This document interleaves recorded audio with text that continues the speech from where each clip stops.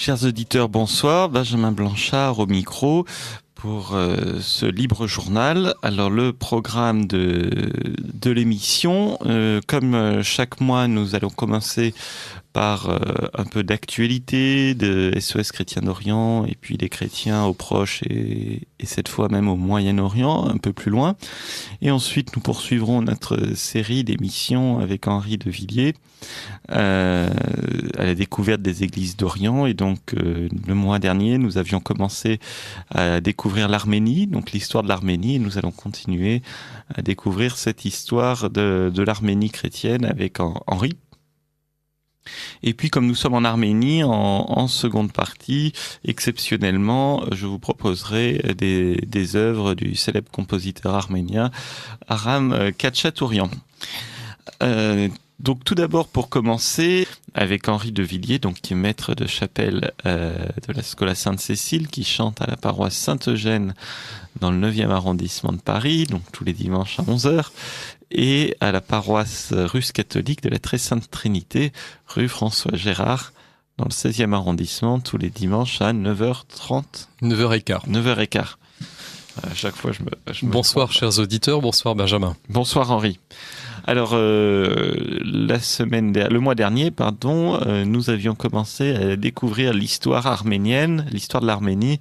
Pas vraiment en détail, on avait surtout parlé des églises, en fait, des différentes églises arméniennes qui existent aujourd'hui. La principale étant l'église dite apostolique grégorienne, séparée à la fois des Byzantins et séparée de Rome, et puis l'église catholique arménienne également, et un petit peu également des protestants arméniens. Voilà, et donc aujourd'hui... On avait abordé l'histoire à travers cette division des églises, en fait. Voilà, alors je pense qu'aujourd'hui, nous pourrions nous appesantir un peu plus, peut-être, sur le...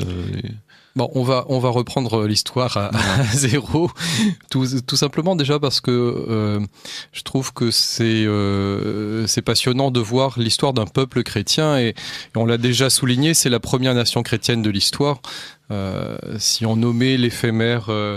royaume d'Osroène, le royaume d'Édesse, dont on ne sait pas trop d'ailleurs si les populations s'étaient totalement converties au christianisme, mais c'est la première nation chrétienne de l'histoire, et puis déjà c'est aussi, si on y songe, une des plus anciennes civilisations au monde en fait, puisque elle est bien plus ancienne aussi que la conversion au christianisme. La France ne peut pas s'honorer d'une filiation aussi ancienne, par exemple, même si on peut revendiquer nos ancêtres gaulois bien sûr, mais la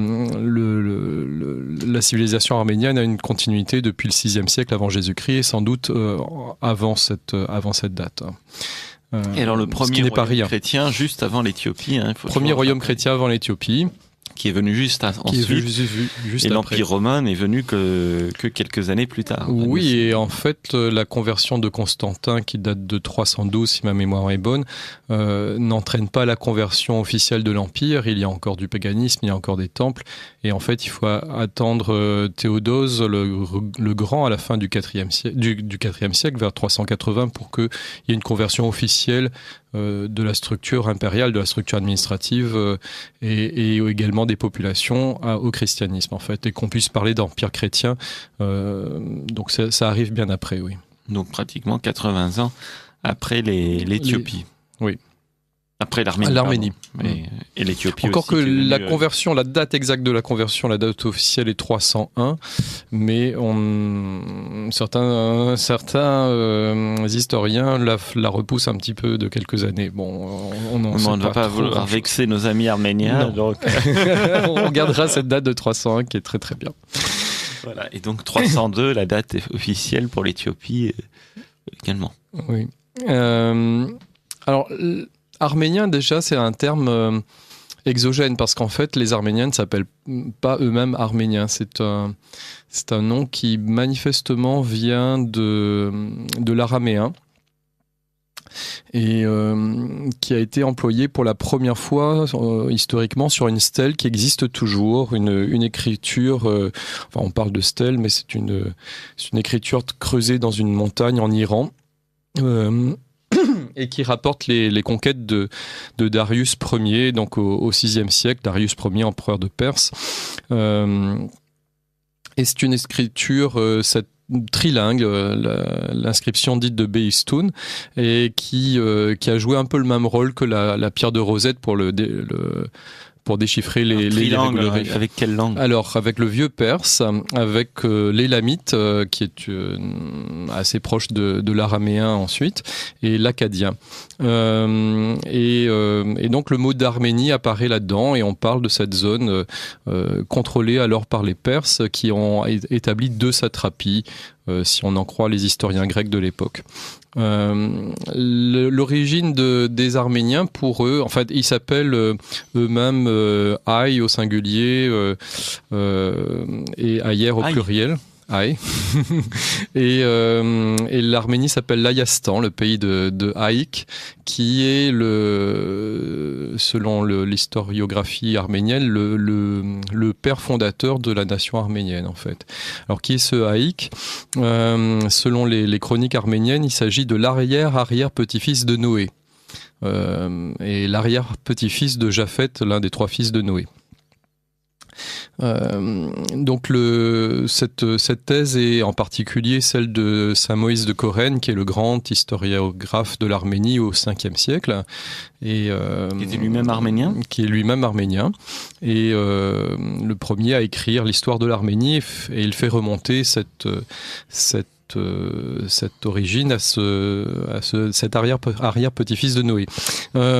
C'est un géant, et il est au centre de plusieurs épopées dans lesquelles il combat en particulier un autre géant babylonien, un autre champion babylonien. Et en fait, cette petite famille est à l'origine d'un peuple. Alors c'est une thèse tout à fait intéressante. Il est probable en effet qu'il y ait une origine très particulière des Arméniens. Il y a plusieurs thèses qui s'affrontent. En tout cas, avant le VIe siècle, on ne sait pas grand-chose d'eux, en fait. Avant cette première inscription de Darius Ier, qui les nomme et qui leur donne ce nom qui leur est resté jusqu'à nos jours, d'Arméniens, il n'y a pas vraiment de piste sûre. On sait qu'avant les conquêtes par les Perses de cette zone, en fait, il y avait un royaume, le royaume d'Urartu, qui a été le grand adversaire du royaume d'Assyrie, de Ninive, qui était son voisin méridional. Et ce royaume d'Urartu a eu une belle civilisation qui a fleuri à partir de 1200 avant Jésus-Christ. Il semblerait quand même que la langue de ce royaume ne soit pas la langue arménienne, en fait. Et l'hypothèse la plus commune maintenant est de dire qu'en fait c'est une petite tribu qui a émigré au cours des âges depuis l'ouest de la Turquie actuelle, donc la Phrygie, et qui est venue s'installer dans cette zone qu'on va appeler la Grande Arménie, et qui est bien plus étendue que la petite République d'Arménie actuelle. En fait, il faut bien avoir en tête que, hélas, l'Arménie est largement amputée de ses territoires historiques, et c'est une zone qui va du nord de l'Irak actuel jusqu'au Caucase, en fait. Et qui s'étend jusqu'à la mer Noire, et qui, à certaines époques, le royaume d'Arménie a pu atteindre la Méditerranée également. Linguistiquement, l'arménien c'est une langue indo-européenne qui a eu une forte influence de termes perses, parce qu'ils ont été longtemps soumis aux Perses, bien sûr.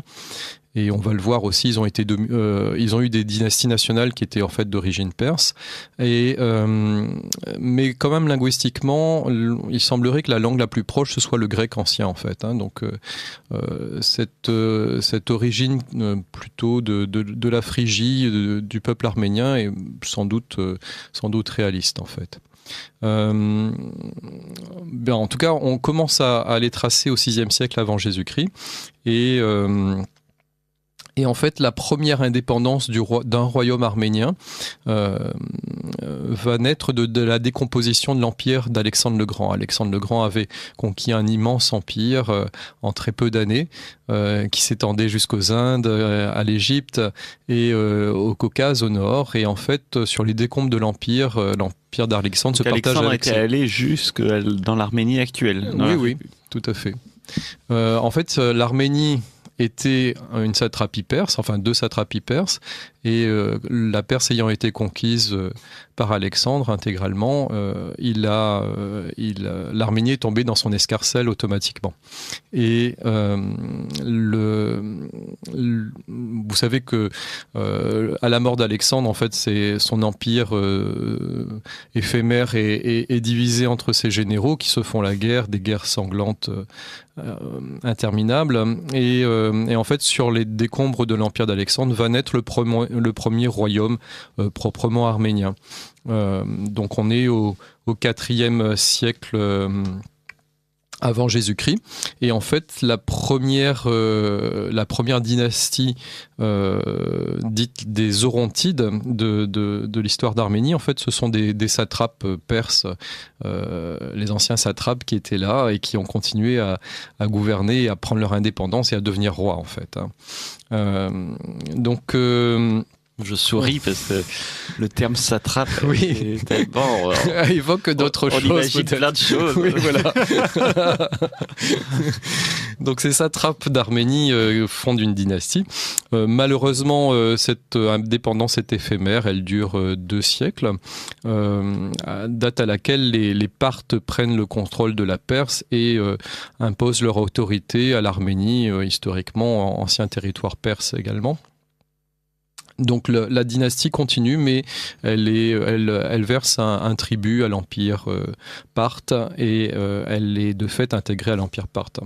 Et on a dès l'origine finalement ce gros problème géopolitique des Arméniens, c'est qu'ils sont à cheval entre 2 mondes, le monde perse, on va dire, largement, et puis le monde plus occidental, grec, en fait, et ils vont souffrir pendant des siècles d'être sur cette frontière quelque part.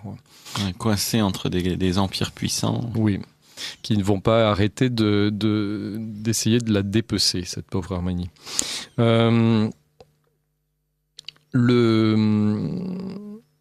En fait, dès cette époque, la réintégration de l'Arménie avec la Perse dominée par les Parthes va aussi être une grande efflorescence culturelle. Et on a la renaissance d'un royaume arménien toujours tributaire des Parthes qui continue et qui va également adopter la religion officielle de l'Empire qui est le zoroastrisme. Donc on a je ne sais pas si on peut parler du zoroastrisme, mais c'est une réforme du mazdéisme, l'ancienne religion des Perses, vers une tendance monothéiste. Donc on a le principe d'un Dieu unique, un Dieu unique, mais qui laisse faire en quelque sorte 2 forces, la force du bien et la force du mal.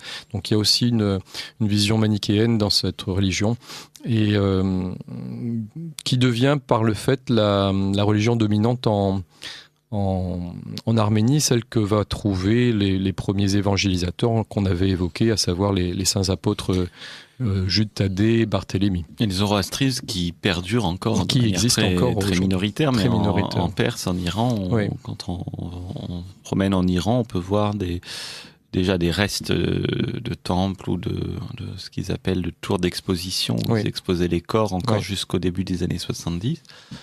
Et puis, on peut voir encore des temples avec leur feu sacré qui brûle. Ils existent toujours aussi en Inde, où ils sont là depuis les conquêtes islamiques, où ils se sont réfugiés. Et dans la région de Bombay, on en trouve encore. Il semblerait d'ailleurs qu'il y ait en Iran actuel une reviviscence de cette vieille religion nationale, parce que les gens en ont un peu marre de l'islam, et donc... Par réappropriation culturelle de leur patrimoine historique, ils se retournent vers le zoroastrisme, en fait. Et Est-ce que la religion yazidi a un lien avec le zoroastrisme, parce qu'on retrouve aussi ces deux entités, Oui. ce manichéisme? Probablement.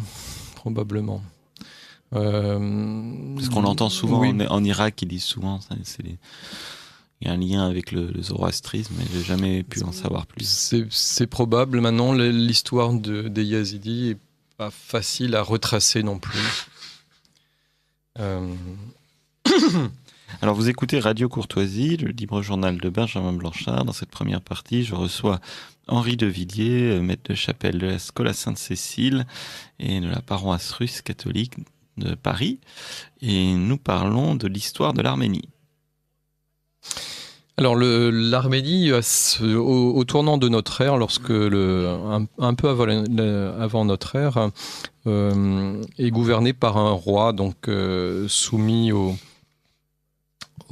à l'Empire perse, qui s'appelle Tigrane II. Et en fait, celui-ci va faire les frais de l'expansion romaine. En fait, les Romains sont en train de construire leur empire, et le général romain Lucullus parvient à envahir l'Arménie et à la soumettre. Et ça se passe autour des années 55 avant Jésus-Christ. Donc toute l'Arménie jusqu'à l'actuelle République. Oui.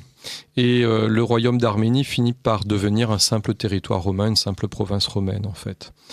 Il y a toujours quand même, et là on va partir sur 6 siècles de guerre entre l'empire romain puis byzantin et l'empire perse, qui préparera d'ailleurs la rapide expansion de l'islam en fait, qui va profiter de cet épuisement des deux empires. Et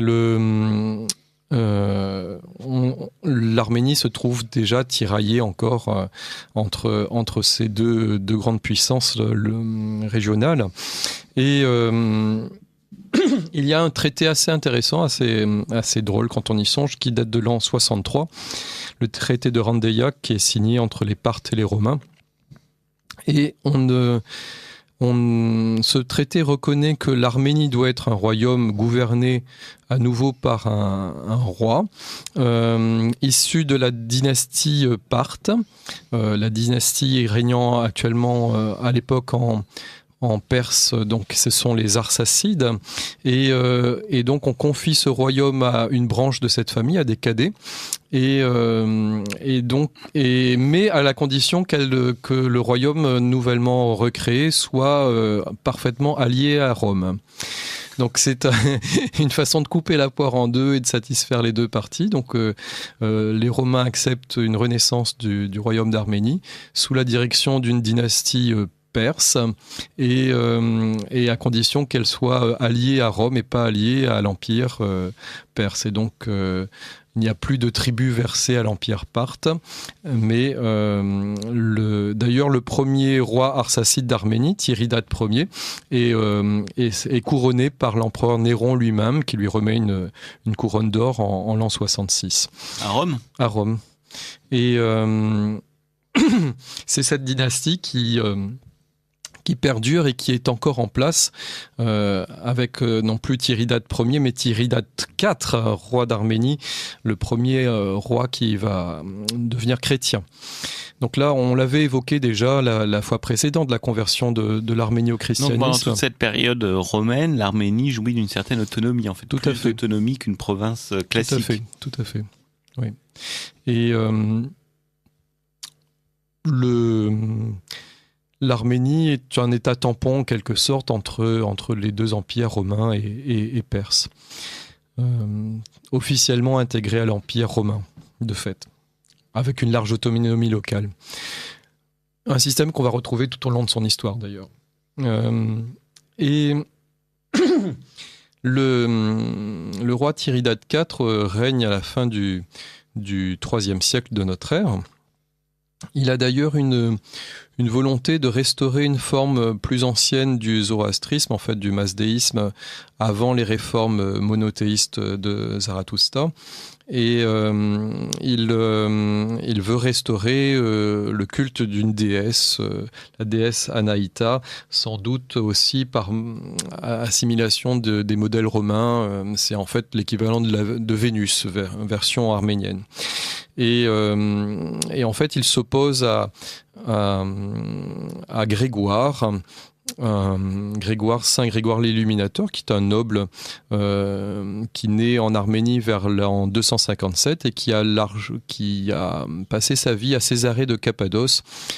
Donc on est plus dans la Cappadoce à l'ouest de l'Arménie, et où il a reçu le christianisme. Et Césarée de Cappadoce est le haut lieu du christianisme dans la Turquie actuelle, depuis un autre Saint Grégoire, non plus l'Illuminateur, mais Saint Grégoire le Thaumaturge, qui a été le premier grand évêque de cette ville.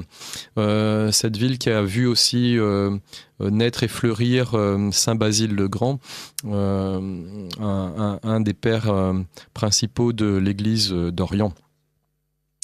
Et donc Saint Grégoire l'Illuminateur s'oppose à la politique néo-païenne de Tiridate IV, et le roi décide de l'enfermer dans une prison, dans une fosse. En fait, il le jette au fond d'un trou, et littéralement. Cette fosse qui existe toujours, la prison de Saint Grégoire. Qui est à quel endroit ? Qui est au pied du mont Ararat, en fait. Alors de quel pied ? Côté arménien ou côté turc ? Côté arménien, côté Arménie libre. Parce que de l'autre côté, c'est l'Arménie aussi. Hélas, l'Arménie occupée, voilà. Et donc, il y reste quand même 13 ans au fond du trou. Et pendant ces 13 années, en fait, le roi persécute la chrétienté arménienne qui existait déjà. Il y a eu des premières conversions dès le passage des apôtres.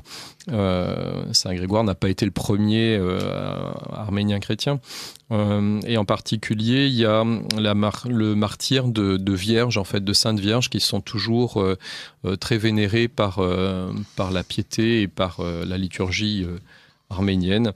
Les Vierges Gaïané et Ripsimé. Et donc, heureusement, providentiellement, le roi tombe malade. Et quand on est face à la mort, souvent ça permet de réfléchir.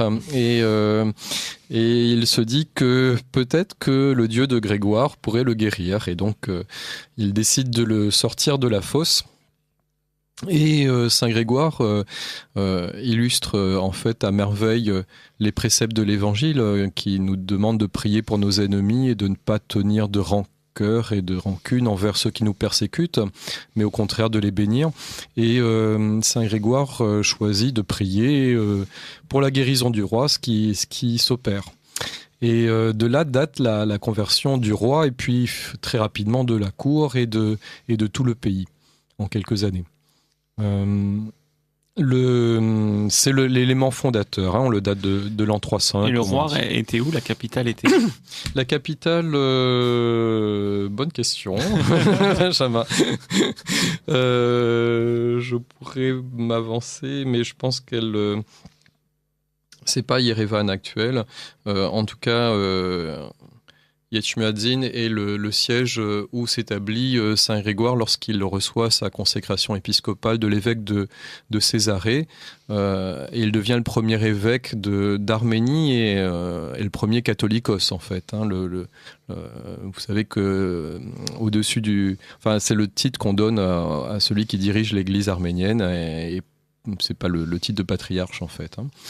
Et quand Saint Grégoire a été consacré évêque par l'évêque de Césarée, donc à l'époque, c'était la zone antiochienne, en fait. Oui, alors les grands patriarcats se dessinaient encore, hein, mais le patriarcat de Constantinople n'existait pas, et Césarée de Cappadoce aurait pu devenir par la suite un patriarcat en soi, mais enfin l'Arménie appartenait effectivement canoniquement au ressort du patriarcat d'Antioche, en fait. Et il y a eu des liens dès l'origine très très importants, pas tant avec Antioche d'ailleurs, mais avec Jérusalem. Très curieusement, en fait, la piété arménienne, encore aujourd'hui, dans les hymnes de l'église arménienne, on chante souvent, alors soit la Jérusalem céleste, soit la Jérusalem terrestre, et il y a un amour de la ville sainte, en fait. Les Arméniens ont toujours été présents à Jérusalem. Il y a toujours ce patriarcat arménien que nous avons évoqué de Jérusalem, qui date de la disparition du patriarcat grec lors de la conquête musulmane. Ils ont été le premier à restaurer un patriarcat dans la ville sainte, en quelque sorte. Et en fait, la liturgie arménienne, on y reviendra lorsqu'on parlera plus en détail de la liturgie, mais la liturgie arménienne a dépendu beaucoup de la liturgie pratiquée au Saint-Sépulcre, en fait, à la basilique de l'Anastasis, la basilique de la Résurrection, à Jérusalem. Et d'ailleurs, c'est grâce à l'Arménie, largement, qu'on connaît cette liturgie de la ville sainte de Jérusalem, car les meilleurs témoins historiques sont encore des témoins arméniens, en fait, qui nous permettent de savoir comment on célébrait cette liturgie à Jérusalem. Il y a aussi une influence de Césarée de Cappadoce dans la constitution de la vie de l'Église d'Arménie, et la liturgie arménienne est assez proche de la liturgie de Césarée également. Donc il y a une double filiation spirituelle avec Césarée et Jérusalem. L'influence d'Antioche est moins présente, semble-t-il. Et Césarée, à quel endroit de la Turquie actuelle cela se trouve-t-il ? C'est dans la Cappadoce turque actuelle. Donc la ville existe toujours. Milieu... Kayseri, je crois oui. Milieu, en plein centre, en fait. Ça s'appelle Kayseri ? Oui, je crois. Et malheureusement, ce haut lieu du christianisme qui ne l'est plus, quoi. Bon. Comme beaucoup de hauts lieux du christianisme en Turquie actuelle. Oui.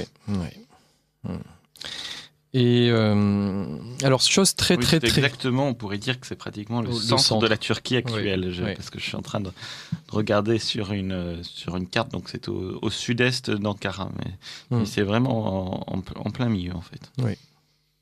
Une ville très importante à l'époque romaine, en fait. Alors, chose très très intéressante et très originale, en fait, et peu connue de nous occidentaux, c'est que Saint Grégoire l'Illuminateur va créer une vraie dynastie pontificale, en fait, parce qu'il est marié, il a 2 fils qui vont tous les 2 lui succéder sur le trône du Catholicosat, et qui vont prendre sa suite et gouverner l'Église. D'ailleurs, son fils Aristakès, l'un de ses 2 fils, est envoyé par Saint Grégoire au concile de Nicée en 325. Il participe au concile, le premier concile œcuménique. Et lorsqu'il revient, en fait, il fait bien sûr très naturellement adopter les canons du premier concile par l'Église d'Arménie, gouvernée par son père.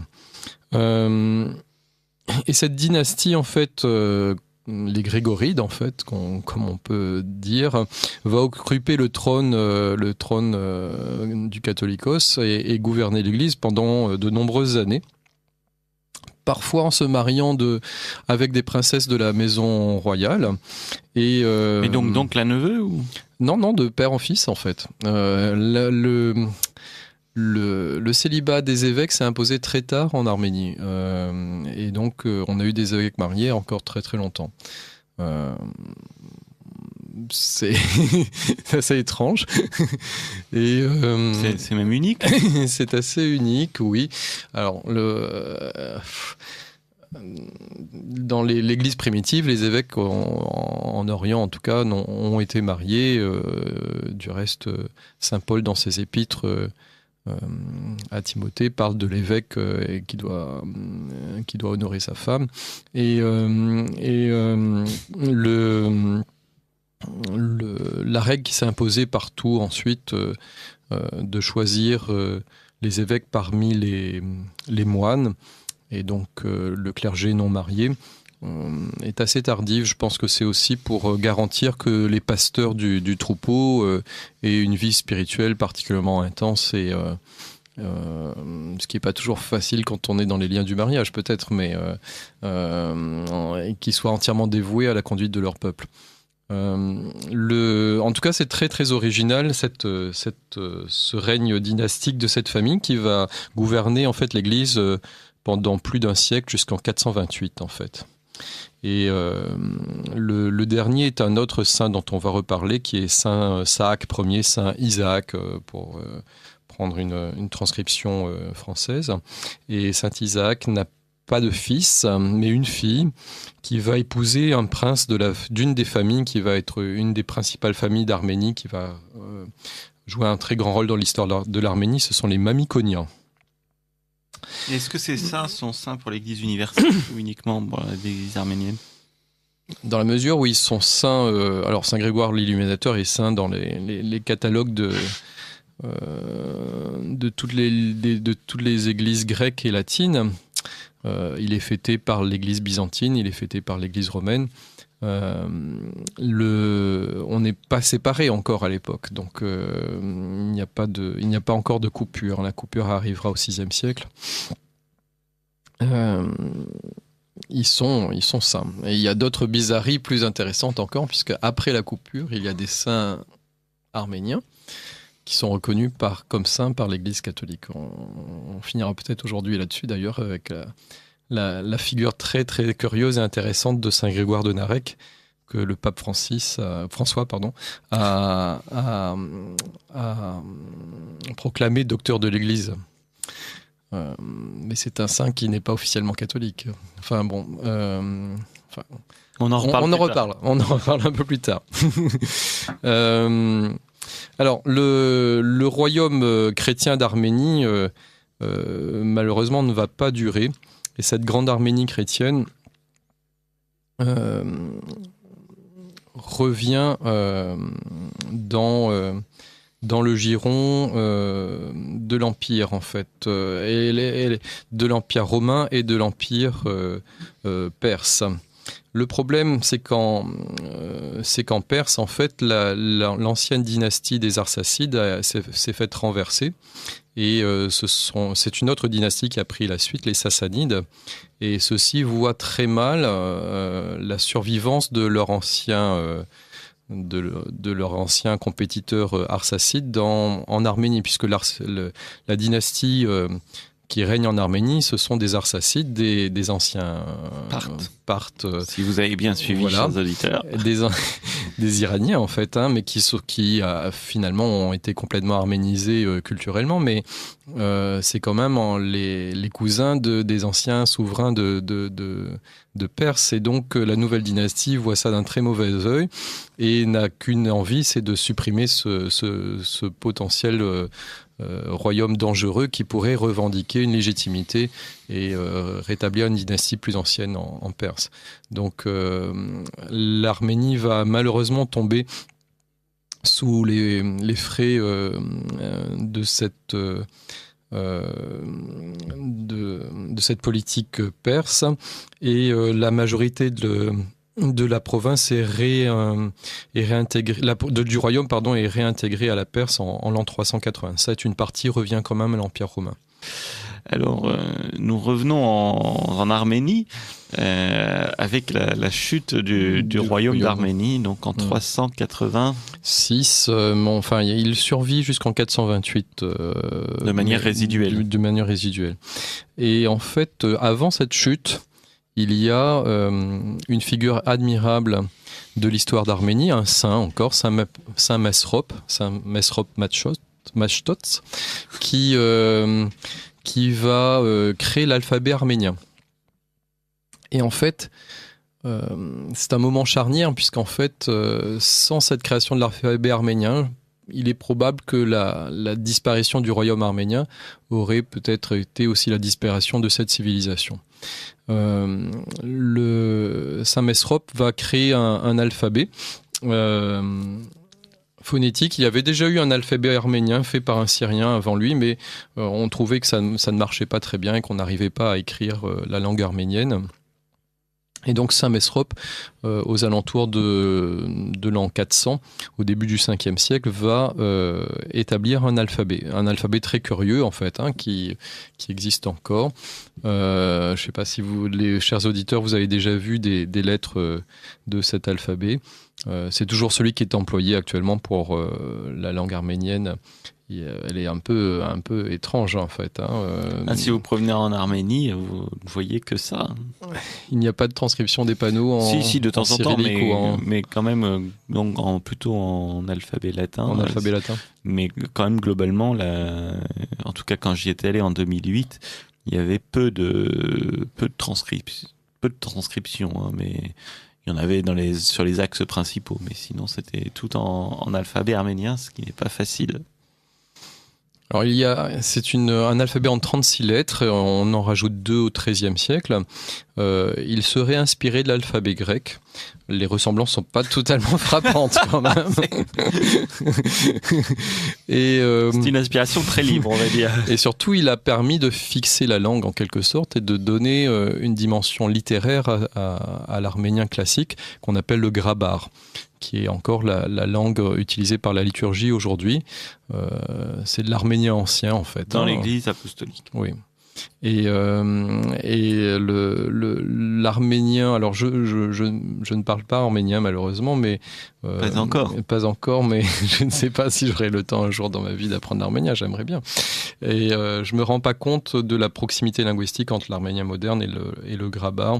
C'est-à-dire, est-ce que les fidèles comprennent? J'ai l'impression quand même c'est assez proche en fait. C'est un peu le rapport qu'il y aurait entre du vieux français médiéval et du français moderne, j'imagine. Oui, je ne parle pas non plus arménien, mais je me souviens que lors d'assistance à la messe chez les Arméniens apostoliques, donc la messe était en grabar, seulement l'homélie en arménien moderne, mais nos amis qui traduisaient comprenaient. Oui. Me disaient, c'est bizarre, notamment une amie qui avait jamais assisté à une messe en grabar, elle me dit c'est bizarre, cet arménien il est un peu étrange, il est pas comme d'habitude, mais elle comprenait quand même globalement. Oui, il y avait, oui. Parfois elle butait un peu. Mais... Oui. Il y a des formes qui sont plus archaïques, voilà, mais ça doit être assez beau d'ailleurs, j'imagine, d'avoir une langue plus ancienne comme ceci pour la liturgie, pour parler à celui qui est le tout autre en fait, et qui est l'invisible.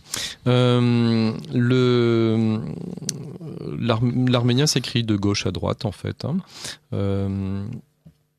Donc Saint-Mesrop va non seulement inventer l'alphabet, mais il va faire école et il va répartir ses élèves en 2 groupes qui vont traduire à la fois la Bible et surtout tous les écrits des pères de l'Église. Et les ateliers de Saint-Mesrop au 5e siècle vont être extraordinaires. Ils vont avoir une activité de traduction très très intense.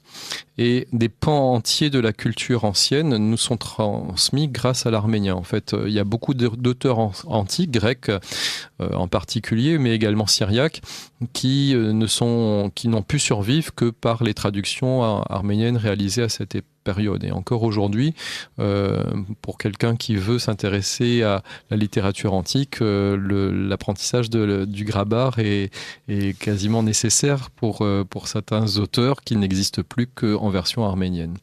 Donc ils ont sauvé un pan non négligeable de la culture antique avec ces traductions. Alors 2 groupes en fait qui traduisaient soit depuis le grec, soit depuis le syriaque en fait. Les voisins au sud, c'est l'église d'Antioche qui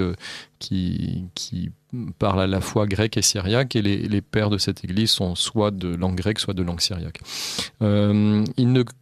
Ils vont traduire la Bible aussi. La traduction et surtout le fait du catholicos de l'époque, Saint Saak, le dernier descendant de Saint Grégoire l'Illuminateur. Mais il semblerait qu'en fait ce soit un travail commun avec les élèves de Mesrop. Et ils vont aussi traduire non seulement les pères de l'Église, mais également des traités de médecine, des traités de géographie. En fait, toute la culture antique va être assimilée par les Arméniens. Et quelque part, c'est un point important dans l'histoire de l'Arménie parce que ça va leur donner une force de résistance face aux tentatives d'assimilation des voisins. Et leurs deux forces, c'est d'une part le christianisme et d'autre part la langue, en fait. Et même si l'Arménie a disparu plusieurs fois dans l'histoire, elle continue dans les cœurs des Arméniens par ces deux biais. Elle continue toujours de renaître. En fait. Oui. Et l'identité, la notion d'identité est très très forte dans ce peuple qui a été si souvent la proie de ses voisins. Cette identité, non seulement c'est le christianisme qui la constitue, mais c'est également la culture arménienne par le travail extraordinaire de Saint Mesrop. Un autre auteur important de cette époque qui découle en fait de la création d'une littérature arménienne intense, c'est Saint Moïse de Corène, donc que j'ai évoqué tout à l'heure, qui est le premier hymnographe, un des premiers hymnographes, mais surtout un premier historien, c'est lui qui va écrire l'histoire de l'Arménie et par lequel nous savons un peu tous les différents épisodes de la conversion de l'Arménie, en particulier par le biais de Saint Grégoire l'Illuminateur. L'Arménie,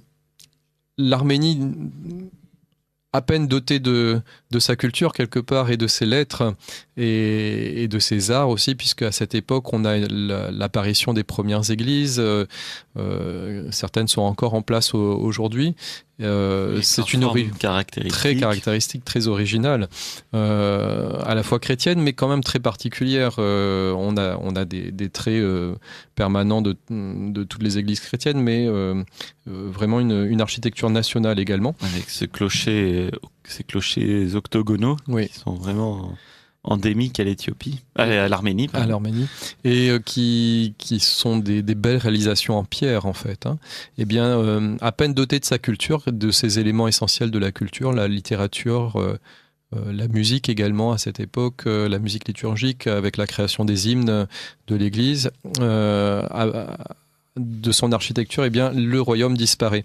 Mais il survit, la population quand même est administrée par des gouverneurs qui sont choisis parmi les grandes familles arméniennes. Ce ne sont pas des étrangers qui sont imposés.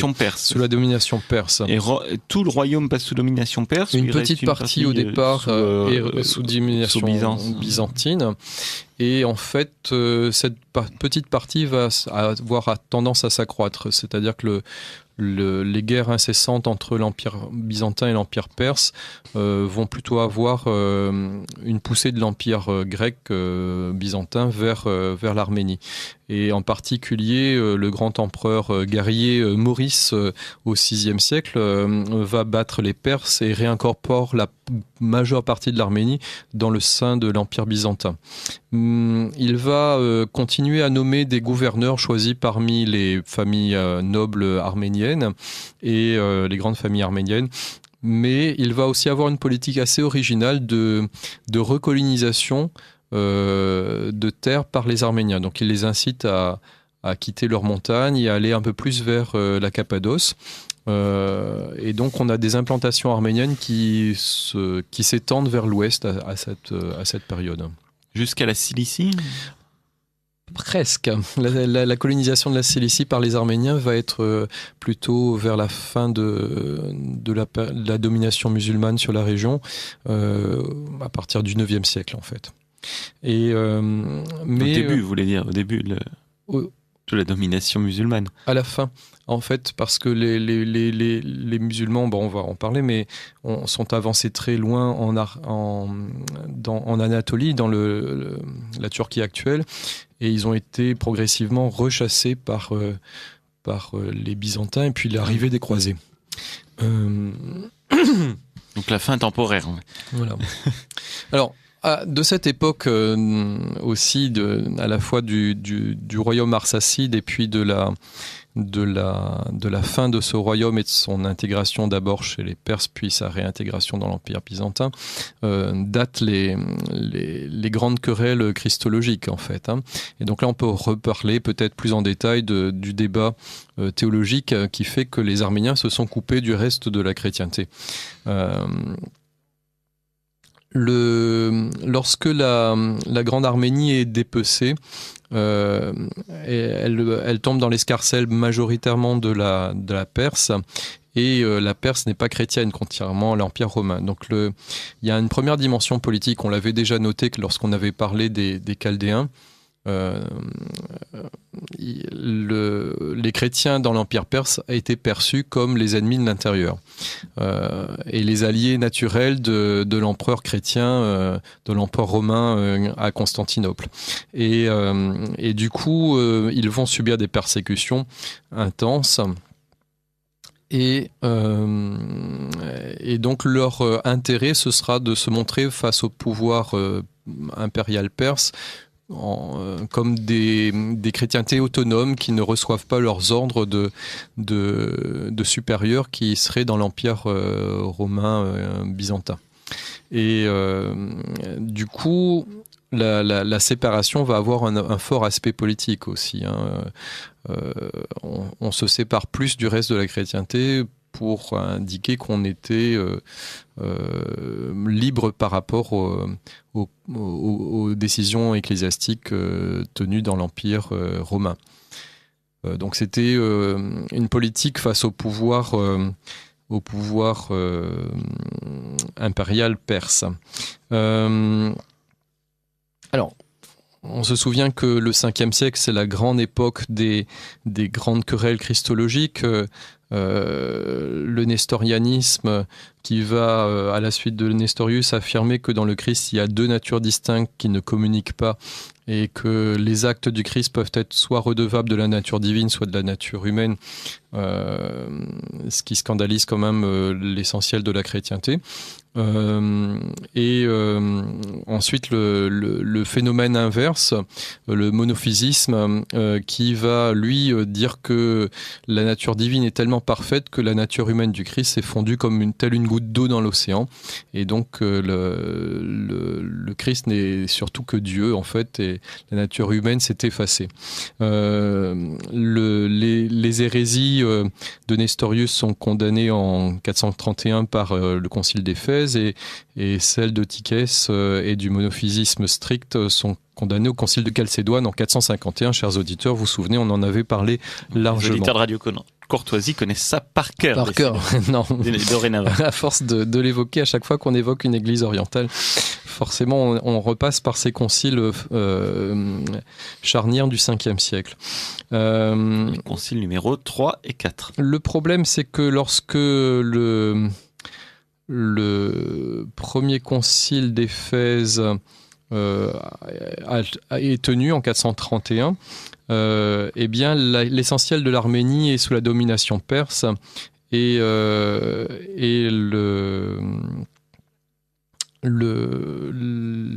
les évêques arméniens ne participent pas au concile, en fait. Ils ne peuvent pas envoyer de délégation. Et les actes du concile d'Éphèse sont quand même acheminés de Constantinople en Arménie, et ils sont reçus pleinement par l'Église arménienne. Les autres conciles suivants, en particulier Chalcédoine, l'Arménie ne peut pas envoyer d'évêques parce qu'ils sont en pleine résistance face au mazdéisme, au zoroastrisme que l'Empire perse veut leur imposer. Ils ont d'autres chats à fouetter en quelque sorte. L'Église arménienne quand même est très sensible au fait que les théories d'influence nestorienne soient adoptées par son église voisine, l'église de Perse, qui est au sud, l'église de Séleucix-Ctésiphon, et qui adopte la doctrine nestorienne, alors par opportunisme politique essentiellement, plus que par conviction théologique. En fait, ça va avoir un effet repoussoir pour l'Église d'Arménie, qui va n'avoir qu'une angoisse au 5e siècle, c'est que le nestorianisme se développe sur ces terres. Et ils vont être très très combatifs sur la doctrine nestorienne. Et tout ce qui est suspect de nestorianisme va être voué aux gémonies dans cette Église. Du coup, par effet de ricochet, les théories non pas complètement monophysites, mais en tout cas d'un monophysisme très adouci qu'on appelle le miaphysisme, et en particulier la théologie de Théodore de Mopsuès, qu'on avait déjà évoqué dans d'autres émissions, vont être reçues par l'Église arménienne à cette époque. Elle tiendra ses propres conciles, l'Église d'Arménie, dans la ville de Dvin, qui est la capitale de la province arménienne perse. Et ces différents conciles vont s'attacher à condamner la doctrine nestorienne de l'Église de Perse, sa voisine, et rappeler qu'ils sont en plein accord avec les Romains, c'est-à-dire les Byzantins, les Ibères, leurs voisins georgiens, et les Arvanques, les Albaniens de l'actuel Azerbaïdjan. On remonte en général, les auteurs remontent au deuxième concile de Dvin, qui se tient en 555, la séparation avec l'Église grecque. En fait, quand on examine en détail les actes de ce concile, il n'y a rien de cela. On renouvelle à ce deuxième concile la condamnation du nestorianisme. En fait, la condamnation remonte à un autre concile de Dvin plus tard, en 607. Et là, on peut dater de cette date de 607 la séparation avec les églises grecques et georgiennes d'ailleurs, et albaniennes.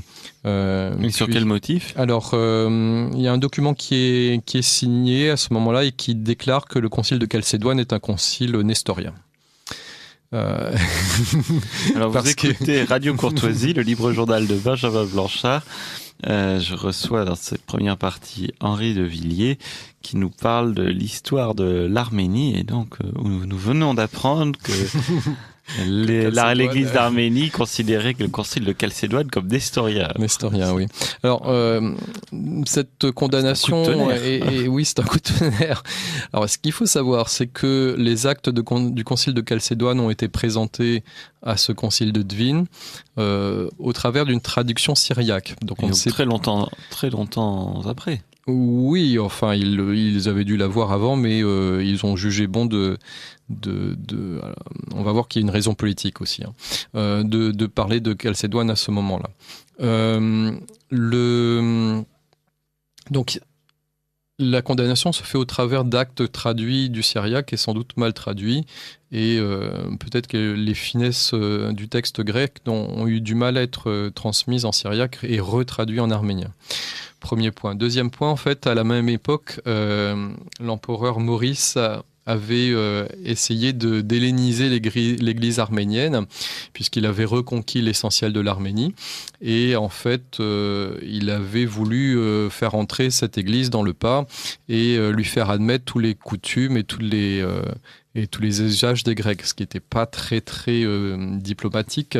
Et donc, l'église arménienne avait des usages très curieux pour les Grecs, comme par exemple l'usage d'un pain sans levain pour l'Eucharistie, principal reproche fait. Et donc, on veut helléniser en fait la culture ecclésiastique arménienne, qui du coup se défend, et sa défense a été de rejeter la doctrine officielle de l'empereur Maurice, qui est le concile de Chalcédoine. Donc ça a été plus par réaction de défense politique face à une tentative d'assimilation, plus que par conviction théologique, on peut imaginer.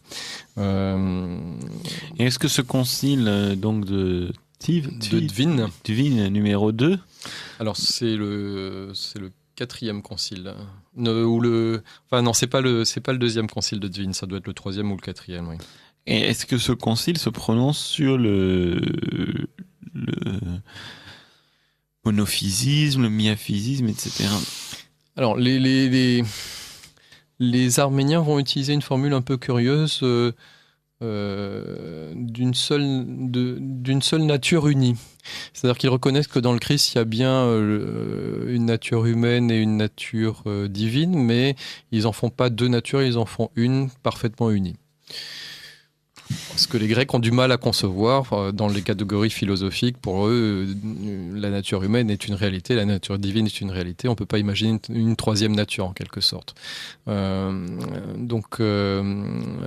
Mais jusqu'à nos jours, en fait, le débat n'a pas été si vif que ça, et on ne peut pas accuser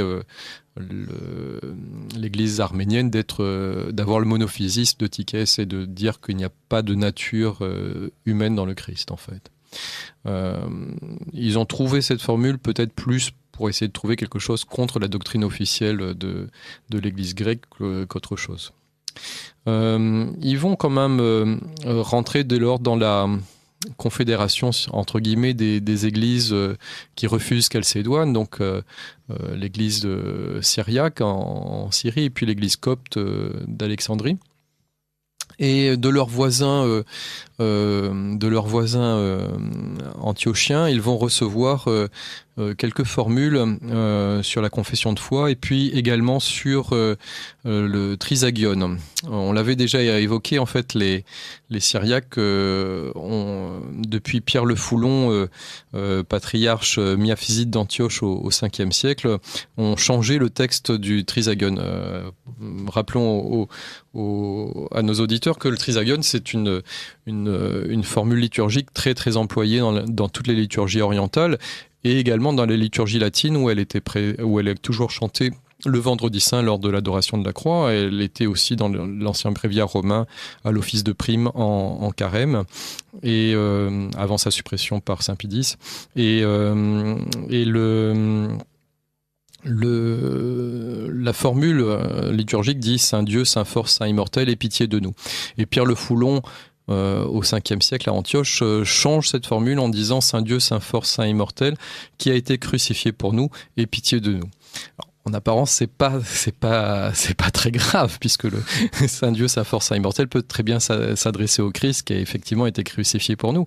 Mais dans la mentalité grecque, en fait, ça a été terrible et en fait, on s'est énormément battu là-dessus. Et ça a été très chaud jusqu'au XXe siècle encore. Ça a été très débattu au sein de l'Église arménienne catholique de savoir si on gardait cette formule ou pas. Cette formule dite théopaskiste. L'ont-ils gardée ? Oui, contrairement aux Syriaques catholiques qui ne l'utilisent plus. Cette formule dite théopaskiste parce qu'on dit que Dieu souffre quelque part, que la passion a été faite par Dieu, a été perçue par les Grecs chalcédoniens comme une formule totalement monophysite en fait. Alors on peut faire une petite pause musicale en écoutant ce trisagion magnifiquement chanté.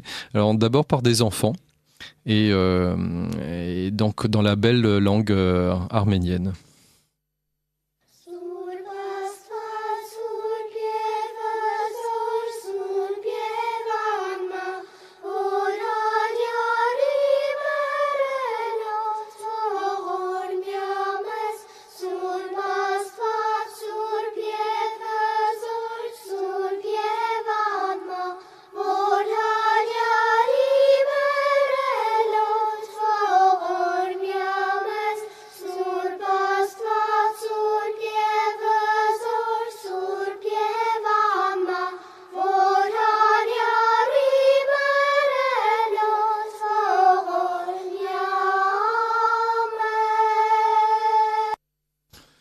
Voilà, un très beau chant du trisagion avec des formules musicales tout à fait propres à l'Arménie. J'ose pas le redire le texte en arménien, mais en tout cas Saint Dieu, Saint fort, Saint immortel. Sourp, c'est saint en arménien. Sourpastvaz, Sourpiev Uzor, Sourpiev Anman, qui a été crucifié pour nous, et pitié de nous. On va le réécouter magnifiquement chanté par un chœur maintenant. C'est la même mélodie substantiellement. Amen.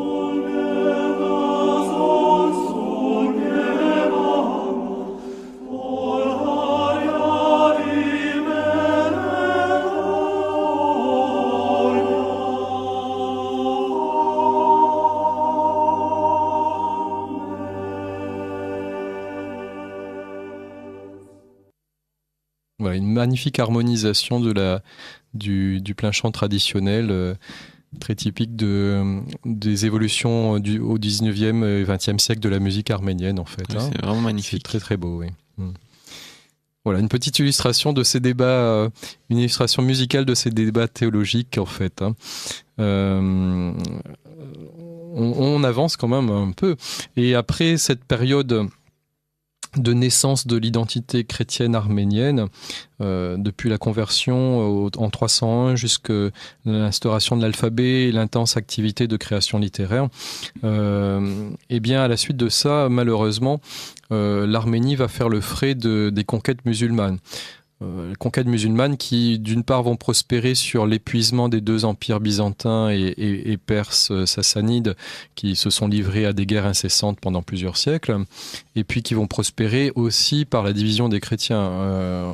J'arrête pas de le répéter, mais si l'islam, hélas, a pu conquérir tout le Moyen-Orient si facilement, c'est souvent parce que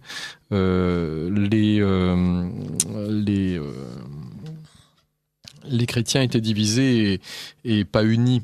Et c'est le cas en Arménie, en fait. Dès 638, les armées musulmanes vont envahir les 4 provinces de l'Empire byzantin qui sont arméniennes.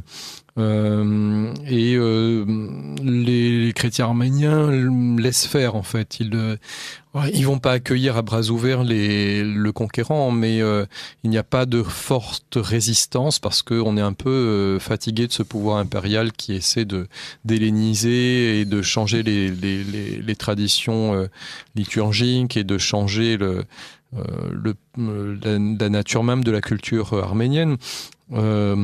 Quelques années après, 4 ans seulement après, l'Arménie perse, la petite zone qui était encore contrôlée par les Perses, tombe sous les armées musulmanes qui remontent jusqu'au Caucase. Et alors là, ça se passe beaucoup moins bien. La capitale de l'Arménie perse, la ville de Dvin, est prise et on compte pas moins de 12 000 habitants qui sont massacrés sur le champ et 35 000 qui sont mis en esclavage. Certains princes arméniens vont essayer de les racheter, mais en vain, et ces 35 000 esclaves ne seront jamais rendus. Et donc tout l'empire sassanide tombe d'un coup, en fait, très rapidement. Oui, très rapidement.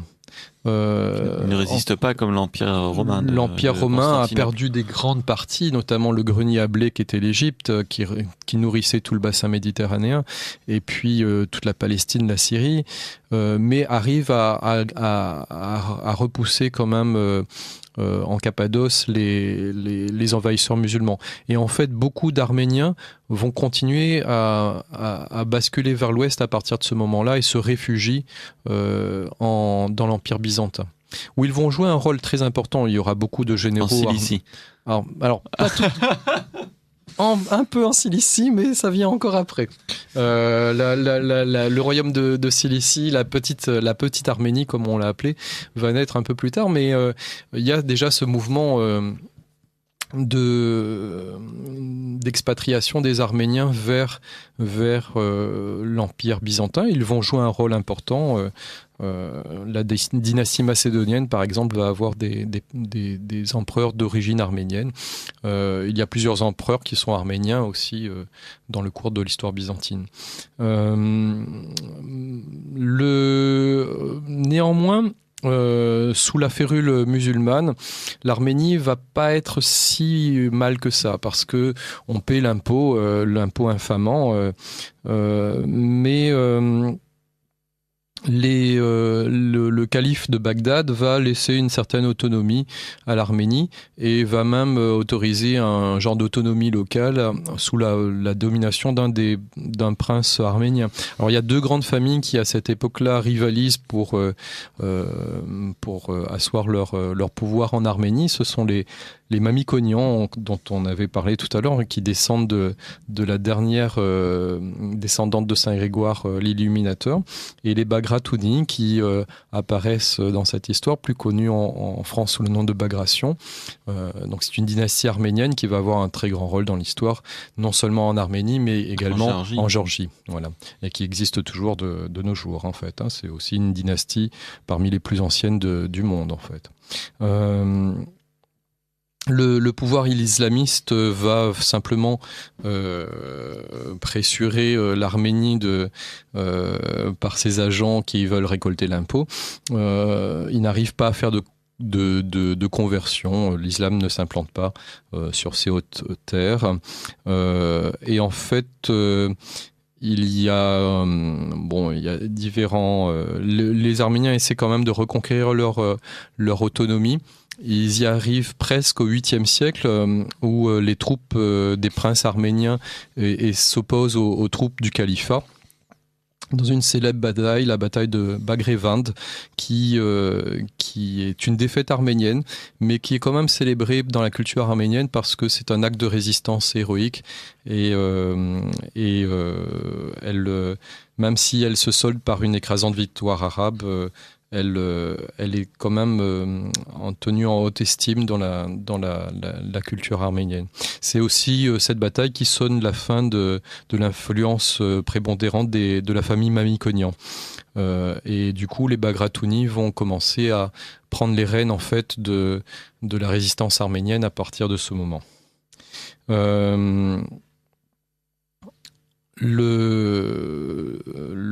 L'Arménie va arriver à son indépendance une deuxième fois, grâce à l'affaiblissement du califat de Bagdad. Les Abbassides, en pleine déliquescence au IXe siècle, en fait, vont de fait reconnaître une autonomie à l'Arménie, et le royaume d'Arménie est reproclamé en 885 et le premier roi est Achot Ier qui est issu de la famille des Bagratuni, des Bagrations. Le nouveau roi est à la fois reconnu comme roi par le calife de Bagdad et aussi, chose très importante, par l'empereur byzantin à Constantinople. Et de cette renaissance de la Grande Arménie en 885 va être aussi, cette renaissance va être aussi une renaissance à tout niveau, pour les arts, pour la littérature, pour la pensée théologique, et c'est un moment phare dans l'histoire de l'Arménie. Et sur quelle frontière environ ?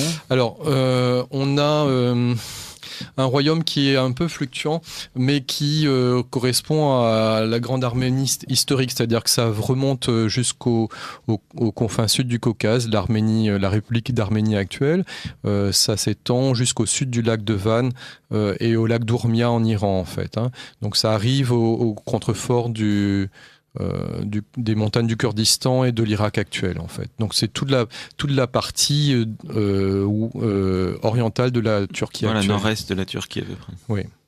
Et c'est un territoire immense, en fait. On a une grande renaissance. De cette époque date aussi l'apparition d'un phénomène proprement arménien qui est le Kachkar. Je ne sais pas, chers auditeurs, si vous savez ce que c'est. Ce sont des grandes stèles qui sont magnifiquement sculptées avec des croix. Et on date de la renaissance de l'Arménie, l'apparition de ces Kachkars. Et beaucoup des églises anciennes que l'on voit en Arménie... Sûrement en Anatolie aussi, date de cette époque. De cette époque. Il y a une construction de magnifiques monastères, énormément d'églises sont créées entre le 9e et le 13e siècle, en fait. C'est vraiment la renaissance de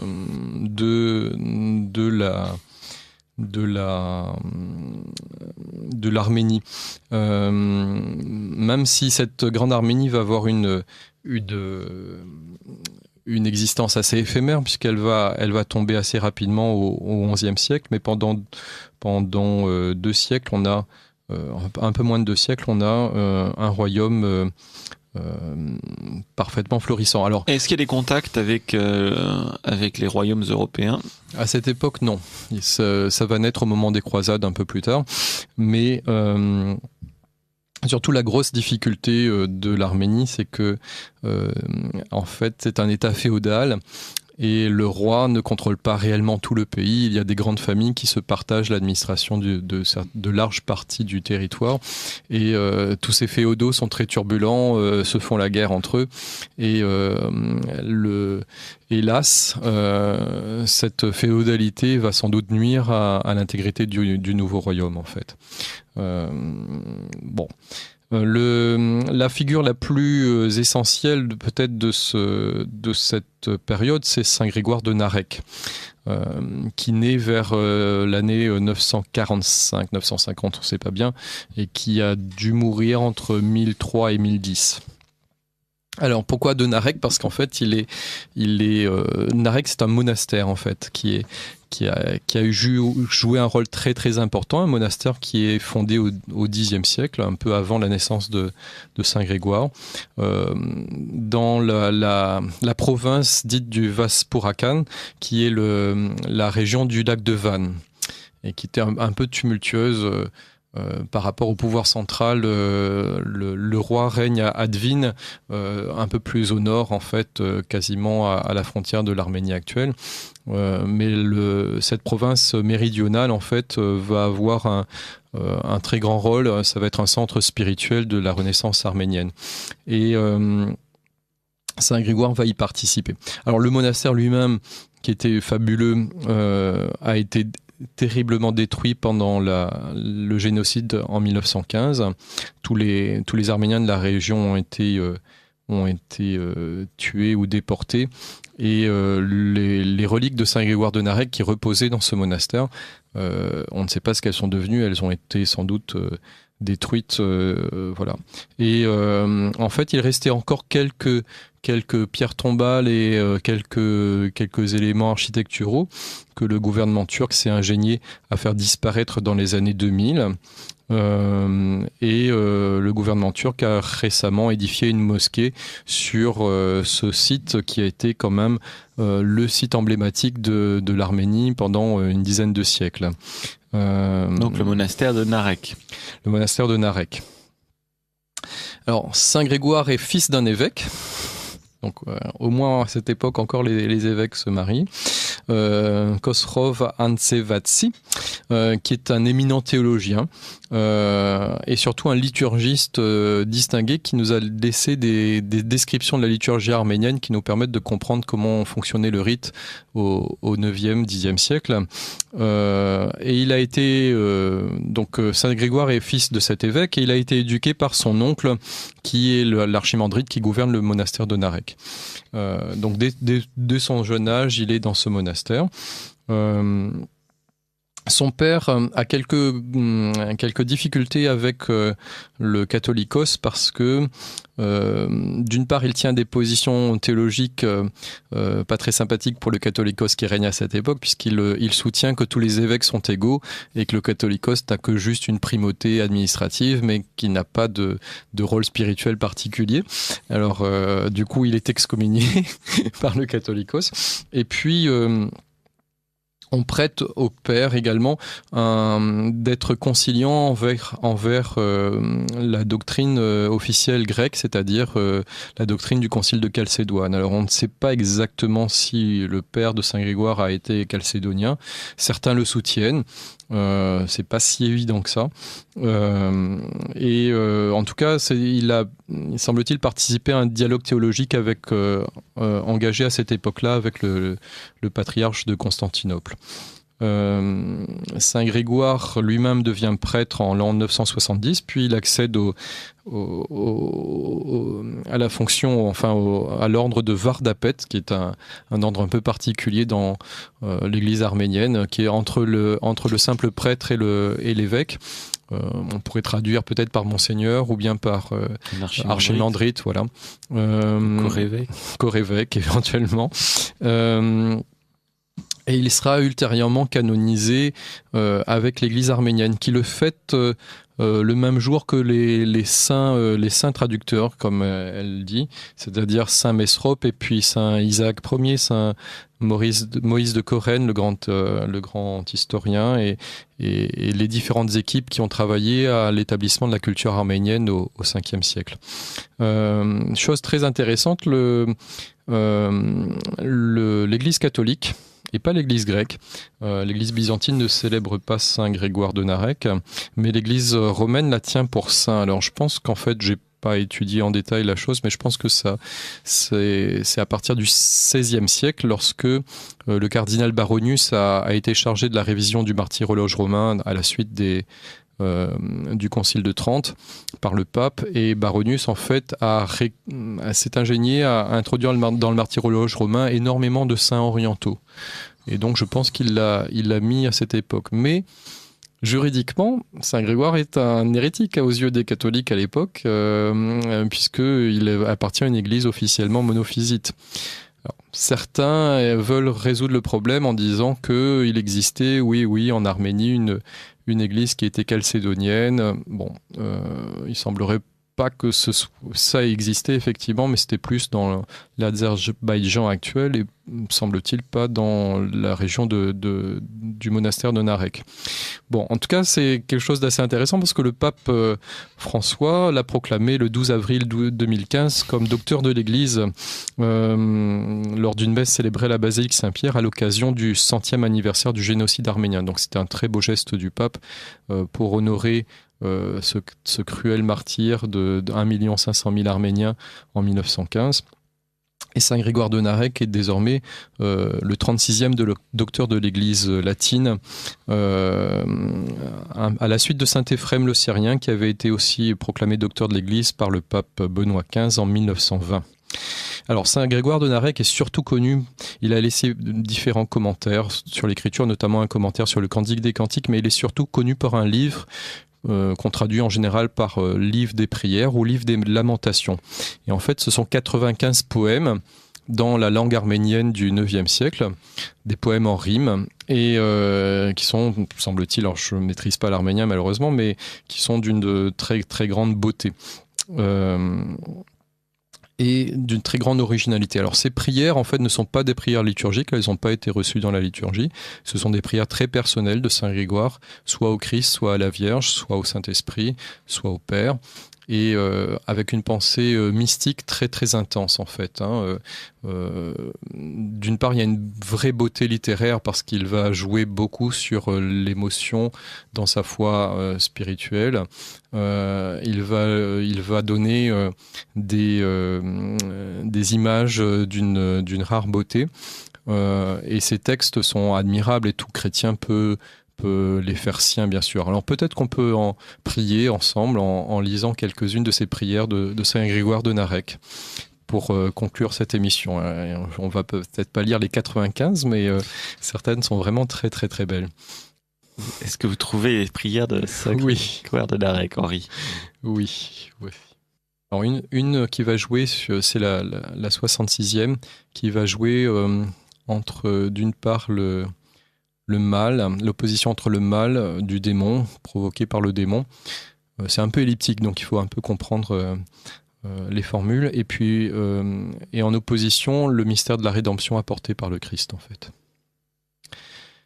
S'il me surprend ayant goûté originellement à l'arbre, lui, saisi par le mystère redoutable de la croix, sera condamné pour toujours.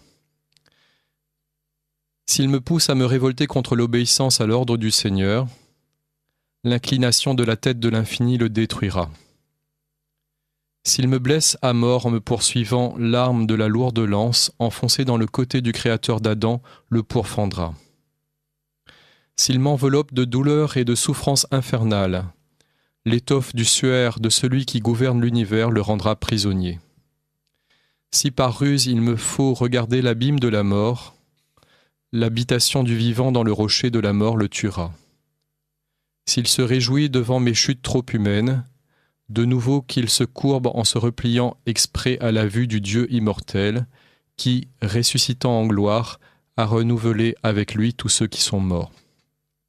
Une autre prière. Alors, cette prière que je viens de lire n'est pas très très compréhensible. En fait, le premier cil, c'est le diable, et ensuite le deuxième, dans la deuxième partie de la phrase, c'est le Christ en fait. Mais il y a des oppositions absolument magnifiques.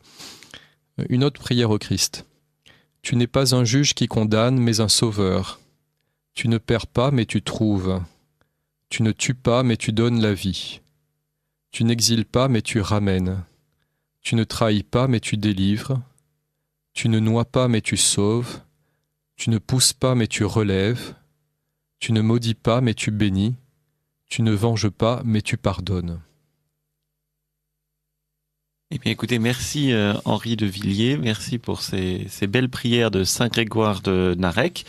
Et donc, nous arrivons au terme de cette première partie d'émission. Nous nous retrouvons dans 4 semaines pour la suite de l'histoire de l'Arménie. L'histoire de l'Arménie. Et dans quelques minutes, nous nous retrouvons, chers auditeurs, et nous restons en Arménie, mais cette fois en musique.